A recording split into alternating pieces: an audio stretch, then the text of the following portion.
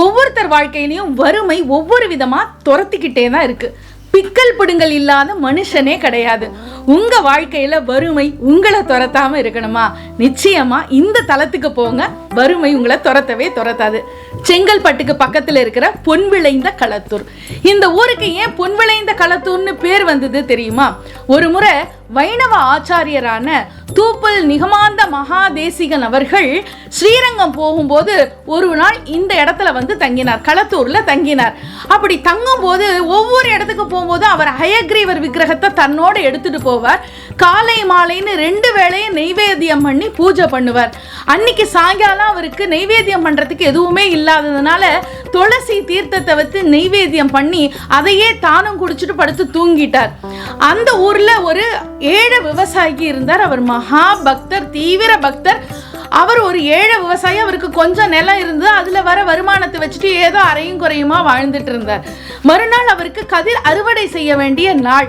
எங்க மிருகங்கள்லாம் வந்து சேதம் பண்ணிடுமோ, பயிரை யாராவது திருடிட்டு போயிடுவாங்களோன்னு நிலத்தை பார்வையிடுறதுக்காக போனார். போனப்போ அதே மாதிரி நடந்தது. ஒரு வெள்ளை குதிரை வந்து நிலத்தை மேய்ஞ்சிட்டு இருந்தது, நல்ல வசதியா மேய்ஞ்சிட்டு இருந்தது. இவருக்கு கோபம் பயங்கரமா வந்துருச்சு இந்த விவசாயிக்கு. ஒன்னு அந்த வெள்ளை குதிரையை துரத்த ஆரம்பிச்சார். அது 4 கால் பாய்ச்சல்ல வேகமா ஓடுது. இவர் 2 கால் பாய்ச்சல் அது பின்னாடியே ஓடினா. அந்த குதிரை கடைசியில அந்த மகாதேசிகர் அறையில உள்ள போய் நுழைஞ்சு மறைஞ்சிடுச்சு.